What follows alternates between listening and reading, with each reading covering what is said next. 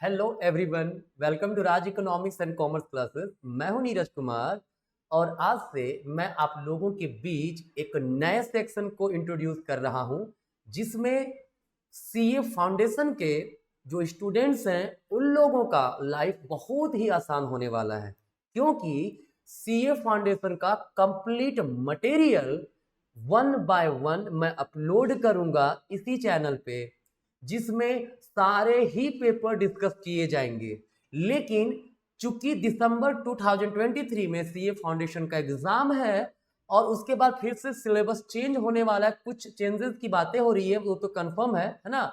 तो उसको दिमाग में रखते हुए दिसंबर 2023 के जो स्टूडेंट्स हैं उन लोगों को सबसे ज्यादा डिफिकल्टीज जिन टॉपिक में हो रही है ना, जो टॉपिक में समस्याएं हैं उनको हम पहले कवर करने की कोशिश करेंगे। और उसी डिफिकल्टी के नंबर में आता है जो business mathematics, logical reasoning and statistics का पेपर है, दैट इज पेपर 3। उसका पार्ट सी जो है वो है स्टैटिस्टिक्स, है ना। इसमें काफी बच्चों का ये मैंने सुना है कि सर ये पोर्शन स्किप मार देते हैं, ये पोर्शन छोड़ देते हैं। अब आपको स्किप करने की आवश्यकता नहीं है, हर एक टॉपिक आपको मिलेगा, हर एक टॉपिक मैं आपको डिस्कस करके दूंगा, ठीक है। तो जो बच्चे सीए फाउंडेशन का प्रिपरेशन कर रहे हैं वो तो इस वीडियो को देख ही सकते हैं, लेकिन स्टैटिस्टिक्स जो भी पढ़ रहे हैं, चाहे वो इकोनॉमिक्स के स्टूडेंट हो या कॉमर्स के स्टूडेंट, बेसिक ऑनर्स वाले हो, है ना, अगर स्टैटिस्टिक्स है तो सबके लिए ये इंपॉर्टेंट सेक्शन है, ठीक है।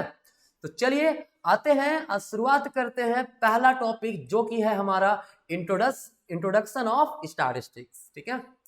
देखिए कहता है ना, स्टैटिस्टिक्स वर्ड बहुत सुनते होंगे आप, है ना। वैसे जो भी मटेरियल जो यहाँ पे डिजाइन किया गया है वो आपके आईसीएआई बुक के तहत जो है उसी का कंटेंट है ना।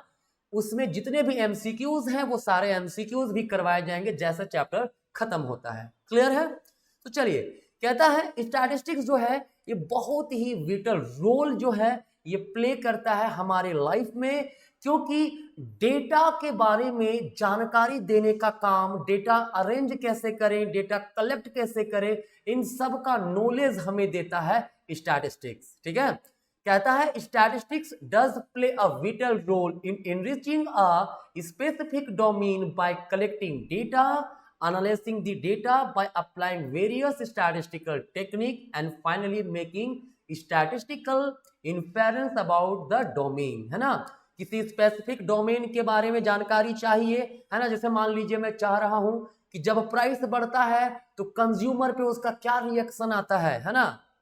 तो सबसे पहले डेटा कलेक्ट करेंगे, उसे एनालाइज करेंगे, है ना। और डेटा एनालाइज होने के बाद फिर जो स्टैटिस्टिकल टूल है लाइक मीन, मीडियन, एवरेज वगैरह जो है उन स्टैटिस्टिकल टूल का यूज करेंगे और हम लोग उस डोमेन के बारे में डिसीजन जो है वो बनाएंगे, ठीक है। तो ये है हमारा स्टैटिस्टिक्स। अभी के समय में ये स्टैटिस्टिक्स जो है किसी पर्टिकुलर सब्जेक्ट का पार्ट नहीं है, बहुत सारे फील्ड हैं जहां पे इसका यूज होता है, चाहे वो बिजनेसमैन हो, रिसर्चर हो, कंपनी हो, कोई ऑर्गेनाइजेशन हो, है ना, उन सब को यूज आता है क्या, स्टैटिस्टिक्स, ठीक है। तो चलिए इसका कुछ डेफिनेशन को समझते हैं। हाँ, एक और चीज समझ लीजिएगा, जो पॉलिटिकल पार्टीज हैं, ठीक है, वो लोग भी इसका यूज करते हैं, स्टैटिस्टिक्स कलेक्ट करते हैं, डेटा कलेक्ट करते हैं अबाउट द परफॉर्मेंस, है ना। लास्ट परफॉर्मेंस कैसा था पिछले इलेक्शन में, अभी के इलेक्शन में कैसा रहा, कम हो रहा है या ज्यादा हो रहा है, अगर कम हो रहा है तो क्यों हो रहा है, उन फैक्टर को एनालाइज करने में ये हेल्प करता है, ठीक है। अभी के समय में जो भी रिसर्च स्कॉलर हैं, है ना, वो सब जब कुछ टॉपिक के बारे में रिसर्च करते हैं तो वो क्या करते हैं, वो स्टैटिस्टिक्स का यूज करते हैं, क्लियर। तो इसका डेफिनेशन की बात करें, सिंपल डेफिनेशन अगर हम लोग बोले तो क्या बोलेंगे कि जो स्टैटिस्टिक्स है वो दो सेंस में डिफाइन किया गया है, एक है सिंगुलर सेंस, एक है आपका प्लूरल सेंस, ठीक है। तो कहता है जब हम लोग प्लूरल सेंस की बात करें तो प्लूरल सेंस में ये क्वांटिटी के बारे में बात करता है, न्यूमेरिकल फैक्ट के बारे में बात करता है, मतलब जो न्यूमेरिकल फैक्ट बताए, जो क्वांटिटी के बारे में बताए, वो हमारा क्या होगा, स्टैटिस्टिक्स इन प्लूरल सेंस, है ना। जैसे मैंने कहा national income of India is dash, इतना है, ठीक है, तो वो क्या होगा, statistics in plural sense, right, क्योंकि मैंने क्वांटिटेटिव डेटा बताया है, क्लियर। लेकिन अगर हम लोग सिंगुलर सेंस में चले जाएं, अगर सिंगुलर सेंस की बात करेंगे तो कहता है स्टैटिस्टिक्स बतलाता है डिफरेंट मेथड, साइंटिफिक मेथड, जिसके थ्रू हम लोग स्टैटिस्टिक्स डेटा को कलेक्ट करते हैं, जैसे collection of data, analysis of data, presentation of data, है ना, making decision about the data, है ना। अगर ये सारे मेथड की बात कर रहे हैं तो वो क्या हो गया, स्टैटिस्टिक्स इन सिंगुलर सेंस, क्लियर है। चलिए, तो यहां तक था आपका मीनिंग, इंट्रोडक्शन, है ना। अब है कि एप्लीकेशन ऑफ स्टैटिस्टिक्स क्या है, मतलब स्टैटिस्टिक्स का यूज कहां होता है ना। मैंने अभी कहा था स्टैटिस्टिक्स का यूज तो हर जगह आप आज के समय में देखने को मिलता है, राइट, लेकिन मेन जो सब्जेक्ट एरिया है उसका क्या है, इकोनॉमिक्स में ये यूज होता है। देखिए अभी मैंने कहा था ना, इकोनॉमिक्स में एक नियम है जिसको बोलते हैं लॉ ऑफ डिमांड, क्लियर है, क्या है, लॉ ऑफ डिमांड, है ना। इसमें कहता है कि अगर price, other thing remain constant, अगर प्राइस बढ़ेगा डिमांड घटेगा, और अगर प्राइस घटेगा तो डिमांड बढ़ेगा। ये तो थ्योरी कहता है ना, तो इसको प्रूफ कैसे करें, इसको प्रूफ किया जाएगा इकोनॉमिक्स के थ्रू। वो क्या करेगा, पहले डेटा कलेक्ट करेंगे, है ना, उस डेटा के आधार पे हम लोग डिसीजन निकालेंगे कि हाँ जब प्राइस बढ़ा तो डेटा घटा, ठीक है। तो इकोनॉमिक्स में यूज है, कहता है अगर हमें चाहिए टाइम सीरीज डेटा हो, ठीक है, जैसे मान ली पिछले 10 सालों से किस ट्रेंड में इन्फ्लेशन बढ़ रहा है, तो वो स्टैटिस्टिक्स का ही यूज करके वो हम लोग कंक्लूजन निकालते हैं, क्लियर। तो इकोनॉमिक्स में काफी यूज है किसका, स्टैटिस्टिक्स का, राइट। नेक्स्ट, अगर बिजनेस की बात करें तो कहता है वो दिन अब चला गया जब manager use to make decision on the basis of hunches, है ना, इंस्टीट्यूशन और ट्रायल्स एंड एरर्स, ठीक है। पहले हाइपोथेटिकल चीजों पे, है ना, जो बिजनेसमैन, जो मैनेजर होते थे उस पर डिसीजन बनाते थे, लेकिन अब क्या करते हैं, because of the never ending complexity in the business and industry environment. हमें पता है कि जो हमारा बिजनेस है वो नेवर एंडिंग कॉम्प्लेक्सिटी है, हमेशा बहुत ही कॉम्प्लेक्स। आप कोई बिजनेस कर रहे हो, एक समय आपका डिमांड बहुत बढ़ जाएगा, है ना, आप बहुत सारे टेक्निक यूज किए जिससे डिमांड बढ़ा, एक समय होगा कि वही टेक्निक यूज कर रहे हो फिर भी डिमांड घटने लगा, तो आखिर ऐसा क्या हो रहा है भाई, है ना। तो ये बहुत ही कॉम्प्लेक्स चीज है। तो अब क्या करता है ना, अब जो मैनेजर होते हैं वो क्या करते हैं, डिसीजन किस प्रकार से बनाते हैं, by the railing different quantitative techniques. वो क्या करते हैं, डेटा निकालते हैं, है ना, कि कब किस तरह का टेक्निक में किस तरह का डिमांड बढ़ रहा था, लोगों का नेचर को समझते हैं और उस प्रकार से मार्केट में अपने प्रोडक्ट को लेकर के आते हैं, ठीक है। जैसे दिख रहा है कि भाई जब भी सावन का समय आता है, श्रावण का मंथ जो होता है वो आता है, उसमें कुछ सब्जियों का डिमांड बढ़ जाता है, क्लियर।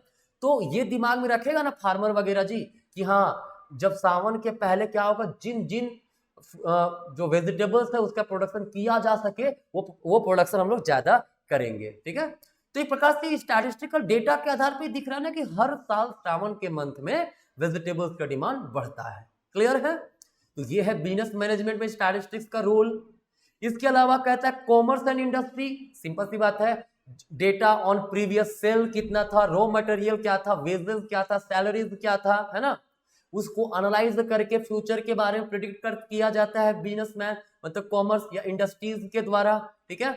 दिख रहा है कि जब रॉ मटेरियल का ये रेट से ट्रेंड कर रहा है तो उसके बेसिस पे बता सकता है ना आने वाला समय में रॉ मटेरियल कितना महंगा हो सकता है, प्रीवियस सेल कितना था उसके अकॉर्डिंगली प्रोडक्शन करेंगे ताकि नेक्स्ट ईयर हम बेच सके, है ना। तो ये है कॉमर्स एंड इंडस्ट्री में इसका एप्लीकेशन, क्लियर है। अब होता है, कहता है लिमिटेशन ऑफ स्टैटिस्टिक्स क्या है, कहता है statistics deal with the aggregates. कहता है ना स्टैटिस्टिक्स जो होता है ना किसी इंडिविजुअल के बारे में सिर्फ बात नहीं करता है ना, जैसे बात कर रहे हैं नेशनल इनकम के बारे में, है ना, तो ये एग्रीगेट में बात कर रहा है ना। हाँ, इंडिविजुअल सबको मिलाकर कहीं पूरा कंप्लीट नंबर बना, ठीक है, लेकिन एक पर्टिकुलर सिर्फ इंडिविजुअल की बात नहीं करता है, ये इसका एक लिमिटेशन है, क्लियर। कहता है statistics is concerned with quantitative data. कहता है ये बेसिकली क्वांटिटेटिव डेटा से बेस्ड है, हाँ मानते हैं, कुछ क्वालिटेटिव डेटा की बात भी करता है ये, जिसको एक नंबर दिया जाता है, जैसे डमी वेरिएबल एक वर्ड होता है जो इकोनोमेट्रिक्स में यूज होता है, इकोनोमेट्रिक्स एक सब्जेक्ट है ना, डमी वेरिएबल उसमें एक वर्ड यूज करता है क्वालिटेटिव वेरिएबल्स को डिफाइन करने के लिए, जिसमें वैल्यू लिया आता है 0 और 1। ठीक है, कोई चीज का प्रेजेंस है तो वैल्यू 1 होगा, प्रेजेंस नहीं है तो 0 होगा। ठीक है, तो वो लिया तो जाता है बट वो लिमिटेड यूज ही उसका है ना। तो ये बेसिकली क्वांटिटेटिव डेटा पर ही ज्यादा रिलाई करता है, तो ये भी एक लिमिटेशन है। फिर कहता है फ्यूचर प्रोजेक्शन ऑफ सेल जो होता है ना, production price and quantity are possible under a specific set of condition. जो हम लोग फ्यूचर प्रोजेक्शन बनाते हैं कुछ कंडीशंस के बेसिस पर ही ना हम लोग करेंगे। जैसे मान लीजिए बिफोर जब कोविड आया था 2020 में, उसके पहले कंपनी क्या सोचा था अचानक से मास्क और सैनिटाइजर का डिमांड इतना ज्यादा बढ़ जाएगा? नहीं। जो इंडस्ट्री जो प्रोडक्ट बना रहे थे, क्लियर, वो तो अपना प्रोजेक्ट तो वैसे ही कर रहा था प्रीवियस ईयर के बेसिस पे कि हाँ इतना बिका तो अगला साल इससे थोड़ा बढ़ा के बनाते हैं या उतना ही बनाते हैं। लेकिन कोविड आ गया, पूरा लॉकडाउन लग गया, तो वैसे इंडस्ट्रीज को लॉस हो गया ना। तो अंडर स्टेट ऑफ कंडीशन थी ना, कभी कभी कुछ अनफोर्सिन इवेंट भी होता है, मार्केट स्ट्रक्चर में चेंजेस हो सकता है, तो इसके कारण भी फ्यूचर प्रोजेक्शन जो हमारा है वो गलत साबित हो सकता है। क्लियर है? फिर कहता है theory of statistical inference is build upon random sampling. जो डेटा कलेक्ट करते हैं ना, बेसिकली रैंडम सैंपलिंग पे बेस्ड है। ठीक है, तो ये भी एक हमारा लिमिटेशन है स्टैटिस्टिक्स का। तो बताइए कितना इजी था इंट्रोडक्शन चैप्टर इसका? इजी था ना?